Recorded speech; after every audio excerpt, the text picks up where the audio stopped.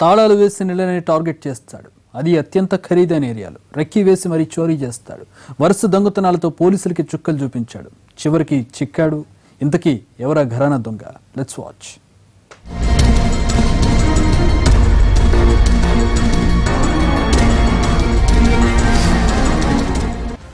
ఇతని పేరు మొహమ్మద్ మెహబూబ్ పాషా అలియాస్ బిర్యానీ పాషా. నాగర్ కర్నూలు జిల్లా పెద్ద కొత్తపల్లికి చెందిన ఇతన్ని అరెస్ట్ చేశారు కుషాయిగూడ పోలీసులు.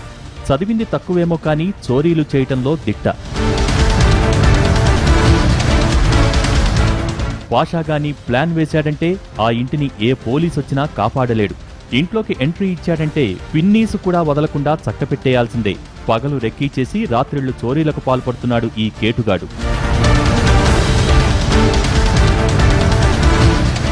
ఇతనిపై గతంలో ఎన్నో కేసులున్నాయి.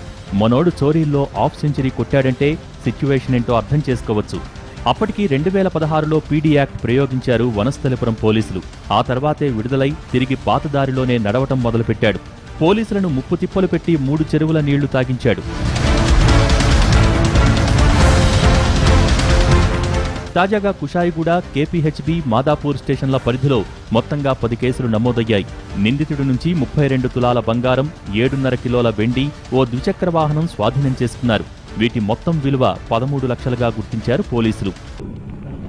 ఇప్పుడు దాదాపు 10 కేసెస్లో ఆయన దగ్గర నుంచి 7.5 కిలోగ్రామ్ వెండి, తర్వాత 320 గ్రామ్ బంగారం, తర్వాత ఒక వెహికల్, అంటే మొత్తం 13 లక్షల విలువ ఉన్న ఆస్తులు సుమారు సీజ్ చేయడం జరిగింది.